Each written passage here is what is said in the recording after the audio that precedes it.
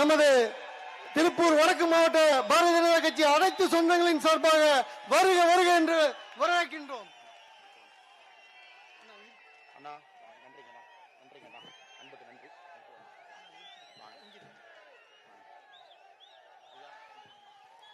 தலைவர் அவர்கள் பேசி முடிச்சதுக்கு பிறகு, நம்ம இளஞ்சிங்கம் அண்ணாமலை அவர்கள் பேசி முடிச்சதுக்கு பிறகு நம்முடைய மாநில தலைவர் அவர்கள் பேச இருக்கின்றார். அது முடிச்சதுக்கு பிறகு உங்கள் அத்தனை பேரத்தையும் அருகாமையிலேயே இரு தலைவர்களும் ஜீப்ல வந்து உங்களை பக்கத்திலேயே வந்து சந்தித்து விட்டு தான் போவார்கள். அதனால கடைசி வரையா அமைதியாக இருக்க வேண்டும். நன்றி. அன்பார்ந்த பெரியோர்களே, தாய்மார்களே, திருப்பூரில் இருக்கக்கூடிய 2 சட்டமன்ற தொகுதிகள், நம்முடைய பல்லடம் சட்டமன்ற தொகுதி 3 தொகுதிகளுக்கான ஒரு அற்புதமான மாநாட்டை நடத்தி கொண்டிருக்கக்கூடிய இந்த மாவட்டத்தினுடைய அற்புதமான தலைவர், அருமை சகோதரர் திரு ஸ்ரீனிவாசன் அவர்களே, நம்முடைய மாநில தலைவர் அவர்கள் தன்னுடைய யாத்திரையில திருப்பூர் நகரத்திற்கு வர வேண்டும், உங்களோடு கலந்து ஆலோசிக்க வேண்டும், உங்களிடம் பேச வேண்டும், ஒரு நாள் முழுவதும் திருப்பூரில் இருக்க வேண்டும் என்கின்ற பெரிய எண்ணத்தோடு வந்து கொண்டிருந்தார்கள். யாத்திரை நம்முடைய பாரதத்தினுடைய உள்துறை அமைச்சர் திரு அமித்ஷாஜி அவர்கள் வந்த பொழுது, அது புதுக்கோட்டையிலே அது நிறைவு விழா கொண்டாட வேண்டிய ஒரு தருணம் இருந்த பொழுது, திருப்பூர்ல நிச்சயமாக நம்முடைய யாத்திரையாக இருக்க வேண்டாம், அது ஒரு மாநாட்டாக மாற்றி விடுங்கள் என்று சொன்னார். இன்று யாத்திரைக்கு பிறகு நடக்கக்கூடிய பாரதிய ஜனதா கட்சியினுடைய முதல் மாநாடாக இது மாறி இருக்கிறது. அதற்கு அனுமதி கொடுத்து நம்மோடு இந்த அற்புதமான இந்த மாலை நேரத்தில் நம்மோடு இருக்கக்கூடிய நம் மாநிலத்தினுடைய தலைவர், திருநெல்வேலி சட்டமன்றத்தினுடைய மக்களுடைய பிரதிநிதி, எல்லாவற்றுக்கும் மேலாக இன்று பாரதிய ஜனதா கட்சி தமிழகத்தில் அடுத்த கட்டம் செல்ல வேண்டும், சட்டமன்றத்தில் நம்முடைய உறுப்பினர்கள் செல்ல வேண்டும், அனைத்து இந்திய அண்ணா திராவிட முன்னேற்ற கழகத்தோடு நம்முடைய தோழமை கட்சிகளோடு 2026 திராவிட முன்னேற்ற கழகத்தை வேரோடு பிரிங்கி எரிய வேண்டும் என்கின்ற பெரிய ஒரு உந்துதலோடு பெரிய ஒரு பயணத்தை கடந்த ஒரு 8 மாத காலமாக நடத்தி முடித்துவிட்டு வந்திருக்கக்கூடிய அருமை அண்ணன் நயினார் நாகேந்திரன் அவர்களே, நம்முடைய மாநிலத்தினுடைய செயலாளர், இதற்கு முன்பு இந்த பகுதியினுடைய மக்கள் பிரதிநிதியாக இருந்து என்றைக்குமே பாரதிய ஜனதா கட்சியினுடைய தொண்டர்களுக்கு பணி செய்து கொண்டிருக்கக்கூடிய அருமை அக்கா மலர்கொடி அவர்களே, அனைத்து இந்திய அண்ணா திராவிட முன்னேற்ற கழகத்தினுடைய முன்னோடி, இதற்கு முன்பு சட்டமன்ற உறுப்பினராக இருந்தவர், இன்று சென்னையில் இந்த பகுதியினுடைய மூத்த தலைவர்கள் எல்லாம் நேர்காணல் இருக்கும் பொழுது அனைத்து இந்திய அண்ணா திராவிட முன்னேற்ற கழகத்தின் சார்பாக இங்கே வந்திருக்கக்கூடிய முன்னாள் சட்டமன்ற உறுப்பினர் அருமை ஐயா பழனிசாமி அவர்களே, மேடையின் மீது இருக்கக்கூடிய அனைத்து இந்திய அண்ணா திராவிட முன்னேற்ற கழகத்தினுடைய எல்லா தலைவர்களே, தமிழ் மாநில காங்கிரஸ் கட்சியினுடைய பிரதிநிதிகளே, நம்முடைய கூட்டணி கட்சியினுடைய தோழர்களே, நம்முடைய பாரதிய ஜனதா கட்சியினுடைய முன்னாள் மாவட்ட தலைவர் அண்ணன் செந்தில்வேல் அவர்களே, பாயிண்ட் மணி அவர்களே, அண்ணன் சின்னசாமி அவர்களே, நாச்சிமுத்து அவர்களே, குணசேகரன் அவர்களே, அருமை சகோதரர் தங்கராஜ் அவர்களே, அருண் அவர்களே, நடராஜ் அவர்களே, கலாமணி அக்கா அவர்களே, வினோத் வெங்கடேஷ் அவர்களே, ரவிக்குமார் அவர்களே, உழவர் உழைப்பாளர் கட்சி சார்பாக இங்கே வந்திருக்கக்கூடிய சொல்லேர் உழவர், நமக்கெல்லாம் என்று இந்த நிகழ்ச்சி ஆரம்பிச்சது அவர் தான், பேசிவிட்டு அமர்ந்திருக்கக்கூடிய பாரத பிரதமர் மீது எப்பொழுதும் ஒரு பெரிய மதிப்பு மரியாதையும் வைத்திருக்கக்கூடியவர், விவசாய சட்டங்கள் வந்த பொழுது பட்டி தொட்டி எல்லாம் சென்று நம்முடைய விவசாய சட்டங்களுக்கு ஆதரவாக பேசிய ஒரு அற்புதமான மனிதர் சொல்லேர் உழவர் செல்லமுத்தையா அங்க இருக்கிறாங்க. அவர்களுக்கும் என்னுடைய மாலை வணக்கத்தை தெரிவித்துக் கொள்கின்றேன். தமிழ் மாநில காங்கிரசினுடைய மாவட்ட தலைவர் அருமை அண்ணன் ரவிக்குமார் அவர்கள் வந்திருக்கின்றார்கள், அவர்களுக்கும் என்னுடைய வணக்கத்தை தெரிவித்துக் கொள்கின்றேன். நம்முடைய ஒன்றிய தலைவர்கள் எல்லோருக்கும் என்னுடைய பணிவு கலந்த வணக்கத்தை தெரிவித்துக் கொள்கின்றேன். மிகச் சிறப்பாக நம்முடைய தொண்டர்கள் எல்லாம் ஒருங்கிணைத்து இந்த கூட்டத்தை நடத்தி கொண்டிருக்கின்றார்கள். திருப்பூரை பொறுத்தவரை பாரதிய ஜனதா கட்சி எப்பொழுதுமே மக்களுடைய குரலாக, மக்களுக்கு ஆதரவாக, அது போராட்டமாக இருக்கட்டும், ஆர்ப்பாட்டமாக இருக்கட்டும், திருப்பூரில் இருக்கக்கூடிய பின்னலாடை சம்பந்தப்பட்ட எந்த பிரச்சனையாக இருந்தாலும் மத்திய அரசினுடைய கவனத்திற்கு எடுத்து சென்று அதற்கான தீர்வை கொடுக்கக்கூடிய கட்சியாக இருக்கட்டும், பல நல்ல விஷயங்களை செய்து கொண்டிருக்கக்கூடிய ஒரு கட்சி நம்முடைய பாரதிய ஜனதா கட்சி. இன்னைக்கு இந்த யாத்திரை முடிந்த பிறகு மாநில தலைவருடைய வருகையை ஒரு பெரிய பொதுக்கூட்டமாக நடத்தி காட்டிக் கொண்டிருக்கக்கூடிய எல்லா திருப்பூர் மாவட்டத்தினுடைய எல்லா தலைவர்கள் தொண்டர்களுக்கு என்னுடைய நெஞ்சார்ந்த நன்றிகளையும் கூட தெரிவித்துக் கொள்கின்றேன். காரணம், தேர்தலுக்கு இன்னும் சரியாக ஒரு 80 நாட்கள் தான் இருக்குதுங்க. இன்னும் 80 நாட்கள் தான். மக்கள் எல்லாம் கடந்த 4 ஆண்டுகளுக்கு மேல ஒரு மாற்றம் வராதா, இன்னைக்கு வராதா, நாளைக்கு வராதான்னு வழி மேல விழி வைத்து காத்து கொண்டிருக்கின்றார்கள். இன்னைக்கு எல்லோருமே நிச்சயமாக ஏப்ரல்ல தேர்தல் நடக்கும் பொழுது தமிழகத்திற்கு ஒரு பெரிய மாற்றம் வரணும், திராவிட முன்னேற்ற கழக அரசினுடைய தீய சக்தி பிடியிலிருந்து மக்களை காப்பாற்ற தேசிய ஜனநாயக கூட்டணி, அனைத்து இந்திய அண்ணா திராவிட முன்னேற்ற கழகம் தலைமையிலான தேசிய ஜனநாயக கூட்டணி தமிழகத்திலே ஆட்சிக்கு வர வேண்டும், ஒரு பெரிய மாற்றத்தை கொடுக்க வேண்டும் என்று எல்லோரும் எதிர்பார்த்து கொண்டிருக்கின்றார்கள். அது இளைஞர்களாக இருக்கட்டும், தாய்மார்களாக இருக்கட்டும், பெரியவர்களாக இருக்கட்டும், ஏன் திராவிட முன்னேற்ற கழகத்தினுடைய தொண்டர்களாக கூட இருக்கட்டும், எல்லோரும் இன்னைக்கு ஒரு மாற்றம் வர வேண்டும் என்று இருக்கக்கூடிய நிலைமையை அப்பட்டமாக வெளிப்படையாக நாம் பார்த்து கொண்டிருக்கின்றோம். அருமை சொந்தங்களை, இன்னைக்கு திருப்பூர் நகரத்தை பொறுத்தவரை இந்தியாவினுடைய ஒரு பீனிக்ஸ் பறவையாக இருக்கக்கூடிய ஒரு நகரம். ஒரு சின்ன ஒரு நகரத்துல இவ்வளவு பொருளாதார உற்பத்தி செய்ய முடியுமா என்பதை எல்லாம் திருப்பூர் நகரம் இன்னைக்கு இந்தியாவுக்கே பறைசாற்றி காட்டிக் கொண்டிருக்கிறது. 50,000 கோடி ரூபாய்க்கு மேல உள்நாட்டு உற்பத்தி திறன்ல திருப்பூரினுடைய பங்கு, 80,000 கோடி ரூபாயை தாண்டி ஏற்றுமதியில திருப்பூர் நகரத்தினுடைய பங்கு. ஒரு சிறிய நகரம், ஒரு குட்டி ஜப்பானை போல ஒரு சுழற்சி முறையில காலையிலிருந்து இரவு வரை மிக வேகமாக ஆற்றலோடு தமிழகத்தில் ஒரு நகரம் பணி செய்து கொண்டிருக்கிறது என்றால் இரவிலும் சரி பகலிலும் சரி அது திருப்பூர் நகரம். எந்த ஒரு ஊருக்கு ஒரு மாற்றம் வர வேண்டுமோ இல்லையோ திருப்பூர் நகரத்துக்கு வரணும். காரணம், இந்திய அரசுக்கு, தமிழக அரசுக்கு, நம்முடைய மக்களுக்கு இவ்வளவு வருமானம் கொடுக்கக்கூடிய ஒரு திருப்பூர் நகரம் என்னைக்கு ஒரு குப்பை மேடாக இங்கே மாற்றி வைத்திருக்கின்றார். அது எந்த ஒரு மாற்று கருத்துமே இல்லை. நம்ம பார்க்கிறோம், தொடர்ந்து போராட்டம் நடந்துகிட்டு இருக்கு. குப்பை மேடாக மாற்றியதை விட அடுத்த கட்டம் பார்த்தீங்கன்னா, எனக்கு தமிழகத்தில் கஞ்சா புழக்கம் நடக்கக்கூடிய நகரத்தில் அதிகப்படியாக கஞ்சா இருக்கக்கூடிய சென்னையை தாண்டி இருக்கக்கூடிய நகரத்தில் இன்னைக்கு திருப்பூர் நகரம் இருக்கு. பெண்களுக்கு பாதுகாப்பு குறைவாக இருக்கக்கூடிய நகரமாகவும் கூட திருப்பூர் நகரம் இருக்கு. இன்னைக்கு எத்தனையோ மனிதர்கள் இந்தியாவினுடைய வேறு வேறு பகுதியிலிருந்து திருப்பூர்ல வந்து வேலை பார்க்கறாங்க.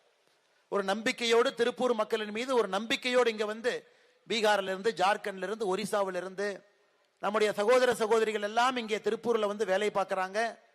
நம்முடைய வளர்ச்சிக்கு அவர்கள் காரணமாக இருக்கின்றார்கள். அவர்களுக்கும் இன்னைக்கு பிரச்சனை தான்.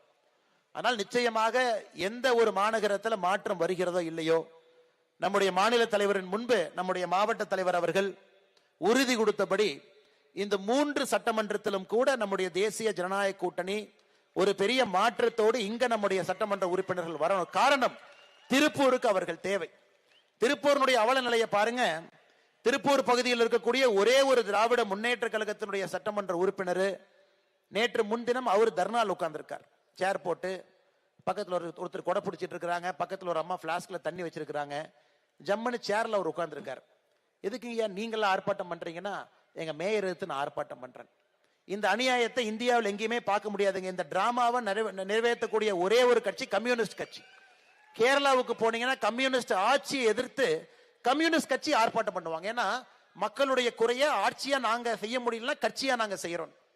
இன்னைக்கு திருப்பூரிலும் அதே போன்ற அவல நிலைமையை ஒரு திராவிட முன்னேற்ற கழகத்தினுடைய சட்டமன்ற உறுப்பினரே வீதிக்கு வந்து சேர் போட்டு உட்கார்ந்து என்னோட பகுதியில் இருக்கக்கூடிய குப்பையை அகற்ற வேண்டும் என்கின்ற டிராமாவை பண்ணிட்டு இருக்கார். அப்படிதான் இன்னைக்கு திருப்பூர் நகரம் இருக்கு. திருப்பூர் நகரத்தினுடைய மேயர் அதையெல்லாம் தாண்டி ஒரு ஊர்ல போய் குப்பையை போடுறாரு. ஊர் மக்கள் எல்லாம் போய் மன்னிப்பு கேட்கறாங்க, ஐயா எங்க ஊரு குப்பையை கொண்டு வராதீங்க. அதுக்கு ஒரு என்ன சொல்றாரு தெரியுங்களா, நீங்க எல்லாம் மரியாதையா வீட்டுக்கு வாங்க, என்னை பத்தி பொது இடத்துல தப்பா பேசினதுக்காக மன்னிப்பு கேளுங்க. அந்த ஊர் மக்கள் யாரெல்லாம் அந்த ஆர்ப்பாட்ட மேடையில மேயரை கண்டித்து பேசினார்களோ எல்லோரையும் தனித்தனியாக மன்னிப்பு கேட்க வைத்து அவங்க மன்னிப்பு கேட்டதையெல்லாம் வீடியோ பண்ணி அதை டிஎம்கே ஐடிவிங்ல போட்டுட்டு அடுத்த நாள் காலையில அந்த ஊர்ல மறுபடியும் வந்து ஒருவர் குப்பையை கொட்ட முடியும் என்றால் அந்த திருப்பூரினுடைய கேடுகட்ட மேயர்னு ஒருத்தர் இருக்கார், அவர் மட்டும்தான் முடியும். அதாவது மக்கள் ஒரு ஆர்ப்பாட்ட மேடையில பேசினாங்க ஒரே காரணத்துக்காக அவமானப்படுத்தி அவர்களை பொதுவெளியில மன்னிப்பு கேட்க வைத்து மறுநாள் காலையில போய் குப்பையை கொட்டுறார். அதை எதிர்த்து டிசம்பர் 16ஆம் தேதி அந்த இடுவாய் கிராமம் பகுதியில் நம்முடைய சொந்தங்கள் எல்லாம் போய் ஆர்ப்பாட்டம் போராட்டம் நடத்துறாங்க. 11 பேர் கைது செய்யப்பட்டு இன்னைக்கு கிட்டத்தட்ட 25 நாட்கள் கழித்து இன்னைக்கு பெயில் கிடைச்சிருக்கிறது. செக்யூர் கையெழுத்து போட்டு நாளைக்கு அவங்க வெளியே வருவாங்க. இதையெல்லாம் கூட நாம் பார்த்து கொண்டிருக்கின்றோம். அதை கண்டித்து ஆர்ப்பாட்டம் நடத்திய பாரதிய ஜனதா கட்சி நூற்றுக்கணக்கான நபர்களை கைது செய்து உள்ள வச்சாங்க. இதையும் நாம் பார்த்துக்கிட்டு இருக்கோம். இன்னைக்கு இந்தியாவில் தூய்மையான நகரங்கள் பட்டியல் போடுறாங்க. தூய்மையான நகரங்கள் பட்டியல் 10 லட்சம் பேருக்கு மேல இருக்கக்கூடிய நகரங்கள் இந்தியாவில் 40ங்க. 40வது இடத்துல கடைசி இடத்துல இருக்கக்கூடிய நகரம் எதுனா மதுரை. கடைசி நகரம் தூய்மையில இந்தியாவில் 10 லட்சம் பேருக்கு மேல இருக்கக்கூடிய நகரம். அந்த 40வது நகரத்திலிருந்து ஒரு நகரம் தாண்டி 39 லூதியானா, 38 கடைசியிலிருந்து 2வது இடத்துல ஒரு நகரம் இருக்குன்னா அது சென்னை. யோசிச்சு பாருங்க, திராவிட முன்னேற்ற கழகத்தினுடைய ஆட்சியில இன்னைக்கு குப்பை நகரமாக ஒரு நகரமாக தமிழகத்திலே மாறிக்கொண்டிருக்கிறது. கடைசி இடத்துல மதுரை, அதிலிருந்து 2 இடம் தள்ளி சென்னை, அந்த 40 நகரத்துல 29வது நகரமாக கீழிருந்து 11 இடத்துல கோயம்புத்தூர், 3 லட்சத்திலிருந்து 10 லட்சம் பேர் இருக்கக்கூடிய நகரம், 3 லட்சத்திலிருந்து 10 லட்சம் பேர் இருக்கக்கூடிய நகரம் 95 நகரத்தை பட்டியல் போடுறாங்க. எது குப்பை நகரம்?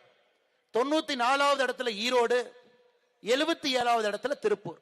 இதை விட வெட்கக்கேடு எங்கேயுமே இருக்க முடியாது. இங்கிருந்து திராவிட முன்னேற்ற கழகத்தினுடைய தலைவர்கள் வட இந்தியாவினுடைய சில மாநிலத்தை பார்த்து நீங்க எல்லாம் பான்பராக வாயன்னு சொல்றாங்க. அவங்க எல்லாம் நம்மளை விட சுத்தத்துல மேல இருக்கிறாங்க. இதை விட கேடுகட்டத்தனம் இருக்க முடியுமா? இங்கிருந்து திராவிட முன்னேற்ற கழகம் எங்க ஜார்க்கண்ட, ராஞ்சிய, எந்த வட மாநிலத்தில் இருக்கக்கூடிய தலைநகரத்தில் இருக்கக்கூடிய தொழிலாளர்களை, உழைப்பாளிகளை பார்த்து பான்பராக வாயன்லாம் திட்டுறாங்கல்ல, அவங்க எல்லாம் சுத்தத்துல நம்மை விட முன்னாடி இருக்கிறாங்க. இண்டோர் நகரம் கடந்த 7 ஆண்டுகளாக, மத்திய பிரதேசனுடைய தலைநகரம் இண்டோர் கடந்த 7 ஆண்டுகளாக இந்தியாவுடைய தூய்மை நகரமாக இருக்கிறது. மைசூர் 2வது நகரமாக தூய்மை நகரமாக இருக்கு. இதெல்லாம் நம்ம பார்க்கணும். கேடுகட்ட ஆட்சியாளர்கள் சென்னையில, அதை விட்ட கேடுகட்ட ஆட்சியாளர்கள் திருப்பூர் மாநகராட்சியில. இருவரும் சேரும் பொழுது சாமானிய மனிதனுடைய உழைப்புக்கு எந்தவித உத்தரவாதம் இல்லைன்னு சொல்றதை விடங்க, உங்க உழைப்புக்கு ஒரு மரியாதை இல்லை. நீங்க கட்டக்கூடிய வரிக்கு ஒரு மரியாதை இல்லை. தண்ணி வரி, கரண்ட் வரி, சொத்து வரி, எந்த வரி கட்டினாலும் கூட இவர்கள் செய்ய வேண்டிய எந்த வேலையும் செய்யாதனால இன்னைக்கு குப்பை நகரமாக, பெண்களுக்கு பாதுகாப்பு இல்லாத நகரமாக தொடர்ந்து மாத்தி கொண்டிருக்கின்றார்கள். இதையெல்லாம் இந்த இடத்துல நீங்க நல்லா ஞாபகம் வச்சுக்கணுங்க. நம்ம ஓட்டு எதுக்கு போடுறோங்க ஐயா? ஓட்டு போட்டு வரக்கூடிய ஆட்சி என்பது 3 அடிப்படை விஷயங்களை ஒரு மனிதனுக்கு செய்யணும். முதல் விஷயம் என்பது உயிருக்கு உத்தரவாதம். ஒரு அரசனுடைய கடமை உயிருக்கு உத்தரவாதம்.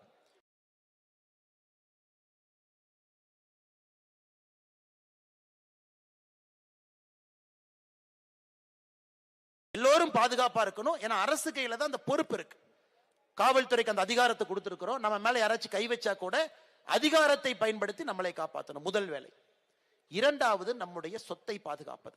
நாம் சம்பாதித்த சொத்தை பாதுகாக்கணும். 3வது நாம் வசிக்கக்கூடிய பகுதியில வசிக்கும் அளவுக்கு ஒரு வசதியை ஏற்படுத்தி கொடுக்கணும். ஒரு அரசு செய்ய வேண்டியது 3 வேலை மட்டும்தான்.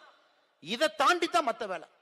ஆனா இந்த முதல் 3 வேலையுமே மிக கேவலமாக, மிக மோசமாக செய்து, 0 மார்க்னு சொன்னா கூட கேவலங்க, நெகட்டிவ் மார்க் போட்டா கூட கேவலம். அவ்வளவு மோசமான 4 ஆண்டு காலம் ஆட்சி நடத்திவிட்டு முதலமைச்சர் ஐயா ஸ்டாலின் அவர்கள் இன்னைக்கு மேடைக்கு ஏறி பேசுறாரு. நம்ம முதலமைச்சருக்கு வந்து பாத்தீங்கன்னா குடியரசு தின விழாவுக்கும் சுதந்திர தின விழாவுக்குமே எப்பொழுதுமே பிரச்சனை. அவருக்கு எப்பவுமே பிரச்சனை. எப்ப கேட்டாலும் மாத்தி சொல்லுவார். இன்னைக்கு புதுசா என்ன ஆரம்பிச்சிருக்காருன்னா, எத்தனை சதவீத வாக்குறுதிகளை நிறைவேற்றி இருக்குன்னு புதுசா ஆரம்பிச்சிருக்கிறார். போன செப்டம்பர் மாசம், செப்டம்பர் 2023 99% வாக்குறுதி முடிச்சிட்டேன். போன மாசம் 94% முடிச்சிட்டேன். போன வாரம் 90% முடிச்சிட்டேன். இன்னைக்கு காலையில 80% முடிச்சிட்டேன். ஐயா, எங்கேயாச்சும் இந்த அநியாயத்தை பார்த்திருக்கிறீங்களா? ஒரு வாக்குறுதியை முடிச்சா 80லிருந்து 99க்கு போறதை பார்த்திருக்கோம். 99லிருந்து 80 வரைக்கும் பார்த்திருக்கிறீங்களா? அதனால என்ன வாக்குறுதி கொடுத்தோம்னே தெரியாத ஒரு மனுஷன். அவருக்கு என்ன வாக்குறுதி கொடுத்தோம்னே தெரியாது. போகும்போது ஒரு பேப்பர் எழுதி கொடுக்குறாங்க, பின்னாடி படிங்க படிச்சுட்டு வந்துடுறாரு. அதனால என்ன வாக்குறுதி கொடுத்தோம், எத்தனை வாக்குறுதி கொடுத்தோம்? 505 கொடுத்தோம். மாவட்டம் வாரியாக 1600 கொடுத்திருக்கிறோம். மாநிலத்துக்கு 505, மாவட்டத்திற்கு 1600. கடைசியா திருப்பூருக்கு நான் படிக்கிறேன் பாருங்க ஐயா. எந்த வாக்குறுதி எத்தனை நிறைவேற்றணும் என்று தெரியாம இருக்கக்கூடிய முதலமைச்சர் மேடைக்கு பேசுறார்.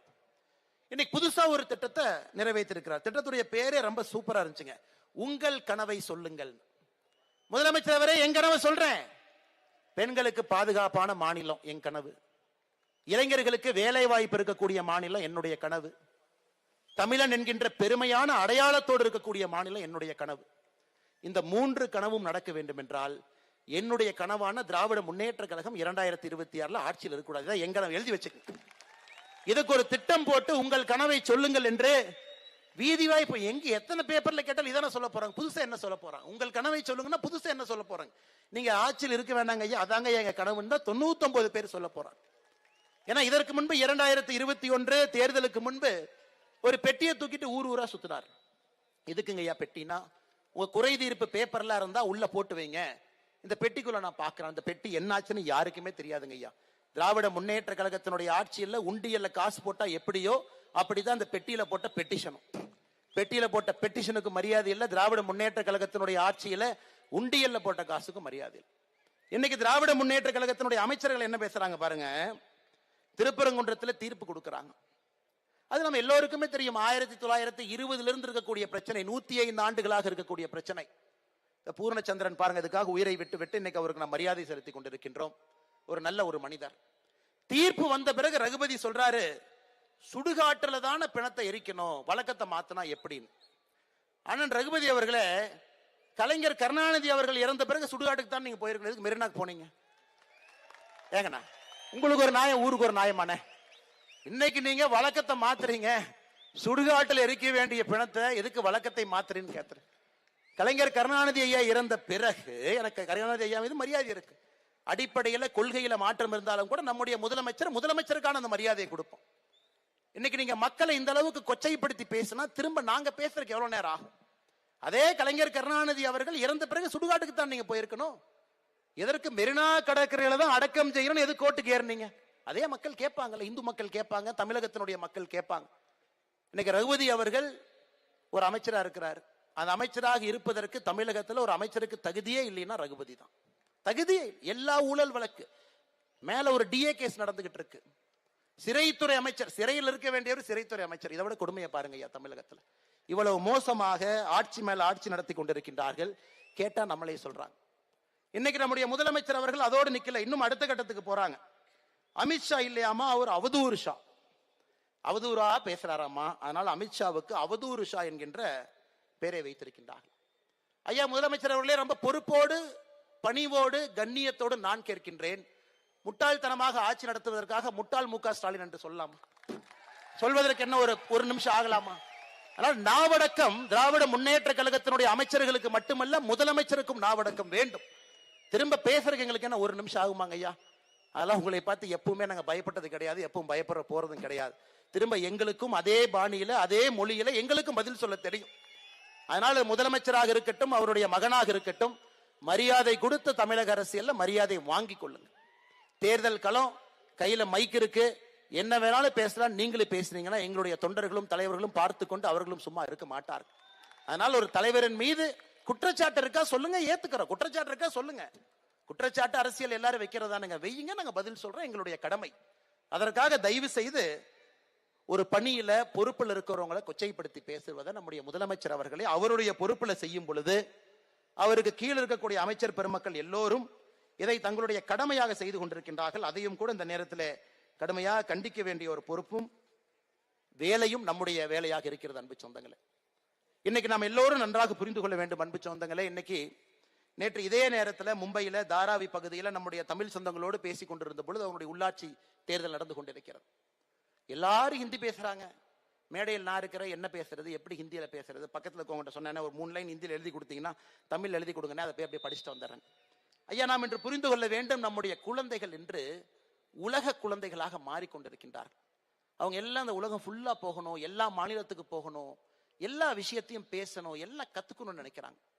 ஆனா தமிழகத்துல மட்டும் ஏன் நாம மக்களை அடக்கி அடக்கி அடக்கி அடக்கி இப்படித்தான் படிக்கணும், இத்தனை மொழி தான் படிக்கணும், இதுக்கு மேல படிக்காதீங்கன்னு சொல்றது எப்படிங்க? எவ்வளவு பெரிய தவறு பாருங்க. இன்னைக்கு சந்திரபாபு நாயுடு அவர்கள் ஆந்திராவுடைய முதலமைச்சராக சொல்லிக் கொண்டிருக்கின்றார், நான் மத்திய அரசினுடைய இருமொழி கொள்கையை எதிர்க்கிறேங்கிறார். சந்திரபாபு நாயுடு ஏன் எதிர்க்கிறாருன்னா, 30 மொழி படிக்கணும், அதெல்லாம் 2 மொழி படிக்கிறீங்க, 30 மொழி படிச்சா தான் நல்லா இருக்க முடியும், எல்லாம் 30 மொழி படிங்கிறார். அங்கே ஒரு முதலமைச்சர். ஆனா இங்க இருக்கக்கூடிய முதலமைச்சர் அவருக்கு ஒரு மொழியே உருப்படியா வராது, அதுல கணக்கும் வராது. ஆனால் இவர் என்ன ஆட்சியில் உட்கார்ந்துகிட்டு இந்த மொழியை படி அந்த மொழியை படி என்று முதலமைச்சர் அவர் சொல்லிக் கொண்டிருக்கின்றார்கள். இளைஞர்கள் யோசிக்கணும். எனக்கு இளைஞர்களுக்கு என்னன்னா பெரிய சண்டையை நடந்து கொண்டிருக்கிறது. எனக்கு எந்த படம் ரிலீஸ் ஆனா முதல்ல 100 கோடி யாரு, 200 கோடி யாரு, 300 கோடி யாரு, அந்த மாய உலகத்திலிருந்து வெளியே வரணும். அரசியல் என்பது ஒரு படத்தின் மூலமாக தீர்மானிக்கப்படுவதல்ல. ஒரு படத்துல ஒருத்தர் நடிக்கிறாங்கன்னா அதுல ரீடேக் எடுத்துக்கலாங்க ஐயா, ரீடேக் எடுத்துக்கலாம். வில்லனுக்கு தான் அடி உழுவும், ஹீரோக்கு எப்பவும் அடி உழுகாது. ஆனா நிஜ வாழ்க்கை என்பது அப்படி இல்லை. நிஜ வாழ்க்கை என்பது முற்றிலும் வேறு. ஒரு புரட்சி தலைவர் அவர்கள் அரசியல்ல வந்து மக்களுடைய மனதை எல்லாம் வென்று, இந்தியாவுடைய ஒரே ஒரு தலைவர் மக்களுடைய அன்பை சினிமாவில் இருந்து வந்து மக்களுடைய அன்பை ஜெயிச்சிருக்கிறாங்கன்னா ஒரு இதயம் அப்படிப்பட்ட ஒரு இதயம் புரட்சி தலைவருக்கு. இன்னைக்கு நம்முடைய இளைஞர் அவர்கள், நீங்க அரசியல்ல எல்லோருக்கும் வாய்ப்பு கொடுக்கும் பொழுது யோசிச்சு கொடுங்க. நான் எந்த தலைவரையும் தவறா சொல்ல, இது முக்கியமான தேர்தல், இது எக்ஸ்பெரிமெண்டேஷன் தேர்தல் அல்ல. இவருக்கு போட்டு பார்க்கலாமா, சரி புதுசா ஒருத்தருக்கு போட்டு பார்ப்போம் என்ன நடக்குதுன்னு பார்ப்போம். ஐயா, அதுக்கான தேர்தல் இது இல்ல. திராவிட முன்னேற்ற கழகத்தினுடைய ஆட்சியை அகற்ற வேண்டும் என்று முடிவு செய்த பிறகு அங்க பிங்கி பிங்கி பாங்கி போறதுக்கெல்லாம் வேலையே இல்லைங்க. திராவிட முன்னேற்ற கழகம் அங்கிருந்து கிளம்ப வேண்டும் என்று முடிவு செய்து விட்டால் ஆட்சியில் யார் வந்து அமர்ந்தால் அவங்களுக்கு ஆட்சி கொடுக்க தெரியணும். ஐயா, ஆட்சி என்பது ஒரு முதலமைச்சர் மட்டுமல்ல. முதலமைச்சரோடு 35 அமைச்சர்கள் அங்க உட்காரணும். 234 தொகுதியில எம்எல்ஏக்கள் உட்காரணும். இப்ப அண்ணன் நயினார் நாகேந்திரன் அவர்கள் பலமுறை எம்எல்ஏவா இருக்கிறாங்க, இதற்கு முன்பு அமைச்சரா இருக்கிறாங்க, இதற்கு முன்பு சட்டப்பேரவை உறுப்பினர் இருக்கிறாங்கன்னா பக்குவப்பட்டவர்கள், அனுபவப்பட்டவர்கள், அவமானப்பட்டு பக்குவப்பட்டவர்கள். கடந்த 30, 40, 50 ஆண்டு அரசியல் வாழ்க்கையில் ஒரு முடிவெடுக்கும் பொழுது எப்படி எடுக்கணும். அதனாலதான் அரசியல் என்பது பக்குவம். அதனாலதான் இளைஞர் பெருமக்களுக்கு என்னுடைய அன்பான வேண்டுகோள், இந்த தேர்தல் என்பது எக்ஸ்பெரிமெண்டேஷன் தேர்தல் இல்லைங்க. பிங்கி பிங்கி பாங்கி போட்டு ஏதோ நம்பிட்டு புதுசா ஒருத்தருக்கு வாய்ப்பு கொடுத்து பார்க்கலாம். அதனால் இது தமிழகத்தினுடைய அடுத்த கட்டம். நாம மிஸ் பண்ணிட்டோம்னாங்க ஆந்திரா முன்னாடி ஓடிடும், கர்நாடகா ஓடிடும், எல்லா மாநிலமும் முந்தியடித்து முந்தே ஓடி விடுவார்கள். அதனால் இந்த தேர்தலை பொறுத்தவரை அனுபவம் மிக்கவர்கள், அரசியல் ஆழம் தெரிந்தவர்கள், திராவிட முன்னேற்ற கழகத்தினுடைய 4 ஆண்டு ஆட்சியில செஞ்சிருக்கக்கூடிய தவறை எல்லாம் சரி பண்றக்கே 2 வருஷம் ஆகுங்க. சரி பண்றக்கே 2 வருஷம். எனக்கு திராவிட முன்னேற்ற கழகத்துக்கு ஒரு பாஸ் டைம். ஐயோ, அனைத்து இந்திய அண்ணா திராவிட முன்னேற்ற கழகம் கடன் வாங்கிட்டாங்க, நாங்க அதெல்லாம் சரி பண்றதுக்குள்ளே எங்களுக்கு மூச்சு தண்ணி முட்டி போச்சு. திராவிட முன்னேற்ற கழகத்தினுடைய தலைவர்கள், தொண்டர்கள், முதலமைச்சரும் புரிந்து கொள்ள வேண்டும். அனைத்து இந்திய அண்ணா திராவிட முன்னேற்ற கழகம் ஆட்சியை விட்டு விட்டு வெளியே வந்த பொழுது 2021 எவ்வளவு நம்முடைய மாநிலத்தில் கடன் வச்சாங்க? 4.5 கோடி ரூபாய், 4.5 லட்சம் கோடி ரூபாய் கடன் வச்சாங்க. 4.5 லட்சம் கோடி ரூபாய். இது எப்பங்க? சுதந்திரம் கிடைத்து 1947, 50 இருந்து கணக்கு போட்டே வாங்க. ஆட்சியிலிருந்து வரும் பொழுது அன்னைக்கு உத்தரப்பிரதேச மாநிலத்தினுடைய கடன் இன்னைக்கு ஒரு காலத்துல பாத்தீங்கன்னா 2010-12 தமிழகத்தை விட யூபியினுடைய கடன் அதிகமா இருந்துச்சு. 4.5 லட்சம் கோடி கடன் வைத்து விட்டு இதற்கு முன்பு இருக்கிற ஆட்சி வெளியே வந்திருக்கிறாங்க. ஆனா 4.5 ஆண்டுகள்ல அதை விட அதிகமாக கடன் வாங்கி, சுதந்திரத்திற்கு பிறகு மொத்தமாக 4.5 லட்சம் கோடி கடனை 4 ஆண்டுல அதுக்கு மேல 5 லட்சம் கோடி கடன் வாங்கி 9.5 லட்சம் கோடி கடன் வைத்து விட்டு எதுக்காக 5 லட்சம் கோடி கடன் வாங்கினீங்கன்னே சொல்லாம இன்னுமே ஒரு ஆட்சியின் மீது பழியை போட்டு போட்டு எத்தனை நாளைக்கு திராவிட முன்னேற்ற கழகம் தப்பிக்க முடியும்? அதனால் திமுகவை பொறுத்தவரை நாங்கள் கேட்பது, தமிழகத்தை எதற்கு கடங்கார மாநிலமாக மாற்றி வைத்தீர்கள்? அனைத்து இந்திய அண்ணா திராவிட முன்னேற்ற கழகத்தினுடைய ஆட்சி முடியும் பொழுது சர்வீசபிள் லெவல்ல டெப்ட் இருந்துச்சு. ஒரு கடன் வாங்கி இருந்தீங்கன்னா அதை சர்வீஸ் பண்ண முடியும், அதற்கு வட்டி கட்ட முடியும். ஆனா இன்னைக்கு அதையெல்லாம் தாண்டி வளர்ந்து ஒரு கட்டத்தில் நின்று கொண்டிருக்கின்றோம். எதற்கு நிக்கிறோம்னே தெரியாது. இன்னைக்கு 3000 ரூபாய் பொங்கலுக்கு கொடுக்கறன்னு ஆரம்பிச்சிருக்கிறார். இன்னைக்கு காலையிலிருந்து நீங்க பார்த்திருப்பீங்க, பயிர்க்கடன் வாங்கியவர்கள் பணத்தை கட்டிட்டு புதுசா பயிர்க்கடன் வேண்டும் என்று கேட்டவர்களுக்கு நேற்றிலிருந்து பணம் இல்லை. எங்கேயா பணம் இல்லை? நாங்க தான் பயிர்க்கடன் கட்டிட்டோமே, பயிர்க்கடன் புதுப்பிக்கத்தானே கேட்ட பணம் எங்க இல்லைன்னா, அண்ணே உங்க பணத்தை எடுத்து 3000 ரூபாய் கொடுத்தாச்சு. இது எப்படி இருக்குன்னா, கழுதையை கொண்டு வந்து லிப்ஸ்டிக் போட்டுட்டு இதான் யானைன்னு சொல்ற மாதிரி இருக்கு. நீங்க பொங்கலுக்கு 3000 ரூபாய் கொடுத்தீங்கன்னா உங்க பணத்துல நீங்க கொடுக்கணும். அதற்கான நிதி சூழ்நிலையை நீங்கள் உருவாக்கணும். இன்னைக்கு விவசாய பெருமக்கள் பயிர்க்கடனை கட்டிவிட்டு புதிதாக கடன் கொடுப்பார்கள் என்று காத்திருக்கக்கூடிய விவசாய பெருமக்களுக்கு கொடுத்த கடனை திரும்ப உங்களால கொடுக்க முடியாம 3000 ரூபாய் கொடுக்கறன்னு ஆரம்பிச்சிருக்கீங்க. எப்ப இருந்து ஆரம்பிச்சிருக்கீங்க? 2022 0 ரூபாய் கொடுக்கல, 2023 1000 ரூபாய், 2024 1000 ரூபாய், 2025 எதுவும் கொடுக்கல, 2026 3000 ரூபாய், மொத்தமாக 5000 ரூபாய் கொடுத்திருக்கிறீங்க. ஆனா ஒருத்தருடைய தலையின் மீது எவ்வளவு கடன் ஏற்றிருக்கிறீங்க? புதுக்கோட்டையில பேசியது பொழுது தமிழகத்தில் இருக்கக்கூடிய ரேஷன் அட்டை 2,22,00,000. ஒரு ரேஷன் அட்டையின் மீது 2,04,000 ரூபாய் கடன் இருந்துச்சு. இன்னைக்கு ஒரு ரேஷன் அட்டையின் மீது 4,54,000 ரூபாய் கடன். 4.5 ஆண்டுகள்ல ஒரு ரேஷன் அட்டையின் மீது 2,50,000 ரூபாய் கடனை ஏத்திவிட்டு வெறும் 5,000 ரூபாயை கையில கொடுத்துட்டு, இது வடிவேலன் சொன்ன மாதிரி ஜோப்ல கை விட்டு ஒண்ணுமே இல்லைன்னு சொல்ற மாதிரி கதையால அங்க இருக்கு. இதை வைத்து விட்டு தேர்தல் பிரச்சாரத்துக்கு வேற வர்றேன், நான் பேசுறேன்னு வேற சொல்றீங்க. அதனால அருமை சொந்தங்களே, பேரறிஞர் அண்ணா அவர்கள் சொன்னதை இந்த நேரத்தில் ஞாபகப்படுத்தி என்னுடைய உரையை நான் முடிக்க விரும்புகின்றேன். பேரறிஞர் அண்ணா அவர்கள் ராஜ்யசபா எம்பியாக புதுடெல்லியில் இருந்த பொழுது பல அற்புதமான வரலாற்று சிறப்பு வாய்ந்த பல பேச்சுக்களை பார்லிமெண்ட்ல பேசினாங்க. இன்னைக்கும் பாராளுமன்றத்திற்கு யாராவது செல்ல வேண்டும் என்றால் அண்ணா அவர்களுடைய பேச்சு என்பது இலக்கணம். அப்ப அண்ணா கிட்ட கேட்டாங்க, பேரறிஞர் அண்ணா அவர்களே, நாங்க மக்கள் தொகை இப்படி இருக்கிறோம், மக்கள் தொகை அப்படி இருக்கிறோம்னு சொல்லும் பொழுது அதுக்கு அண்ணா அவங்க சொன்னாங்க, ஒரு பொருள் அதிகமாக இருக்கிறது என்பதற்காக அந்த பொருளுக்கு மரியாதை இருப்பது என்கின்ற பொருள் கிடையாது. இந்தியாவிலே காக்கா அதிகமாக இருக்கிறது. ஆனா காக்கா இந்தியாவுடைய தேசிய பறவையாக நாம் வைக்கவில்லை, மயில தேசிய பறவையா வச்சிருக்கோம்.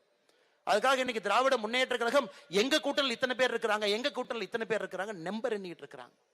அவங்கள வச்சு யாருக்கு எந்த பிரயோஜனம் இல்லைங்க. காங்கிரஸ் கட்சியை பொறுத்தவரை ஒரு கால் விஜய்கிட்ட போலாமா, ஒரு கால் இங்க வைக்கலாமா, எப்படா பிச்சுக்கிட்டு போலான்னு அவங்க உட்கார்ந்து இருக்கிறாங்க. திருமாவளவனை பொறுத்த வரைக்கும் அவர் அருமையான ஒரு ஆள்.